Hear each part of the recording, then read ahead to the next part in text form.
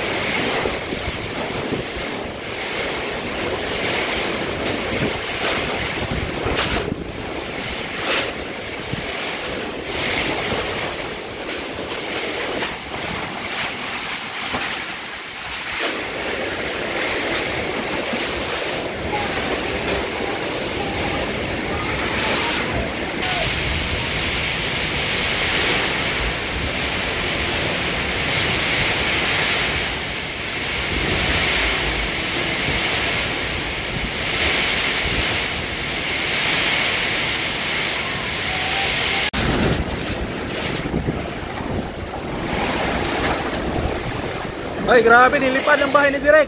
Nilipad. Nilipad. Yung bubong, nilipad po. Sabay dito, oh. Sabay dito sa tindahan. Bahay ni Direk. Oo, nilipad ang bubong. Grabe, lakas. Ayun, oh, wala nang bubong. Pati itong tindahan, oh, nilipad din. Halos sabay sila. Grabe. Lakas po. Ayun na nga, oh. Oh, ayan oh. Wala nang bubong yan. Yung bahay ni Direk, nilipad po. Nakunan ko. Ayan po, hanggang ngayon, grabe pa rin ang hangin, no? Tsaka ulan. So ngayon lang kami nakita ni Bro Jay simula kagabi. Ayan. Pupunta sana ako doon para hatiran siya ng pagkain kasi grabe ang lakas ng ulan. Siguro gutom na siya, hindi niya na matiis, siya na lang pumunta rito. Kasi yung gasol mo, hindi mo na ipasok? Hindi. Hindi marunong si Chito mag-calculus doon. Ah, kaya pala. Plano ko talaga punta ka doon. Eh, grabe ang hangin. Galit na galit yung ano, bagyo. Kaya sabi ko, mamaya na lang. Hanggang sa naka-idlip, nakatulog ako. Yan, nagluto kasi kami ng adobo. Adobong manok. Tapos may rice pa dito. May ano pa, sopas pa dito. May sopas yan. Ayan. So, grabe talaga yung pagbayo ng bagyo dito sa ano. Nakita mo yung mga poste natin yan, tumbahan dyan. Oo. Sabi ko, malakas talaga. Kay Joey. Pati sa akin. Pati sa akin din, nauna kay Joey. Yan po, wala pa rin kaming kuryente na. Kasi inog po kanina lang naman. So, TS lang muna. Talagang malakas yung bagyo.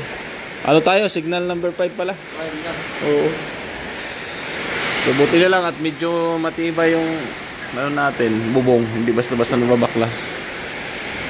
Yan, kain ka lang dyan bro. Grabe. Tumutunog-tunog din. Kay Bro Nelson ang bumigay. So yun po, ayos na. At sa kwarto mo, ano yung tubig? Oh, dito rin sa kwarto dito. Lumipat kami dito. Yan, lipat kami dyan. Ayan o, yung gulo na nga ng gamit namin, pero ganun talaga eh. Bagyo eh. Kanyang ano, dampot. Ayan. Morning guys, nagluto tayo ngayon ng ano, ng almusal po. So nga ito yun, kagabi kahapon, grabe yung ano ng bagyo sa amin, signal number 5. So ito niluluto ko yung mga frozen po kasi brown out nga, kailangan ubusin yung laman ng ref. Isa sa masira, lutuin namin. Yan, meron din yan si Mr. J dun sa ref. Sabi ko, ititinula yan. So ako may sabaw. Tapos, sabi ko dito na kami kumain, sabay-sabay na. Tsaka isda. Ayos yung pagka-prito ko. Kasi sa gitna, ulang mantika. Yan o, may kanin tayo. Literal na dinaanan kami dito ng bagyo. Yan. Yan ito yung ano ng bahay. Tapos dun sa kwarto, na ilipat na rin ni Gab yung kama. Kasi kahapon, dito kami natulog. Basang-basa kasi kwarto. Sobrang lakas ng hangin. Nagpapasalamat pa rin kami kay Lord kasi nga binigyan kami ng matibay na ano, protection panangga sa bagyo, hindi po na damage yung bahay. Kaya thank you Lord. At saka naging ano din kasi si Gab, naging handa, pinaghandaan namin yung ano, tinalian niya yung bahay, tinalian niya yung bubong, kaya yun, nakatulong din yun, malaking tulong din talaga yun. Yan, kaya thank you Lord na anuhan kami, nakasurvive kami sa signal number 5. Na ninenervyos ako kahapon, grabe yung takot ko rin. Yun o, yung mga bubong kahapon nagsipagliparan.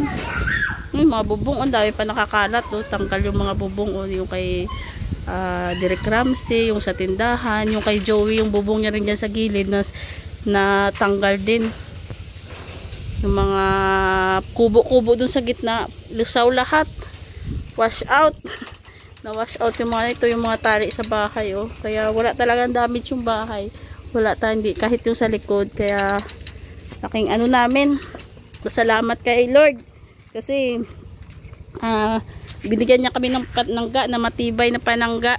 Yan oh, yung bahay, which is ang bahay po. Ano, tingnan niyo oh, mga nagtumbahan yung mga kuryente, mga ano pala yung mga ilagay ng kuryente. Yun no, may mga yerong si pagliparan. Dito muna kami nag-ano din ng tubig kasi yung ubo namin, yung balon, marumi po. Kasi tinanggal namin yung takip, nilipat namin pa yung takip namin sa gilid. Yun no.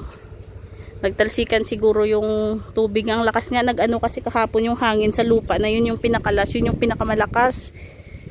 Yan si Nelson, oh, inaayos niya yung tubig. Yung bakod ni Joey nasira. Yun no, sira. Yun yung kay Mr. J doon. Yung mga halaman ko okay naman siya. Kasi nilagyan din ng bakal ni Gab yung ano, yung pine tree. Kaya hindi sila nagsipagtumbahan. Kaya salamat. Salamat. Yan po yung ganap ngayon. Yan oh, grabe din yung takot kasi first time ko, sanay ako sa baha kasi nga dati sa Manila, lagi kami binabaha din doon yung mga tinitirhan ako. Pero ngayon talaga, at saka kahit sa Iloilo dati, yung Yolanda, na-experience ko naman noon. Kaso ito talaga grabe, open area kasi to, kaya ano talaga yung hangin. Pero yun nga, advantage naman kasi nga walang mga kahoy, hindi matutumbahan yung bahay mo ng kahoy. Yun oh.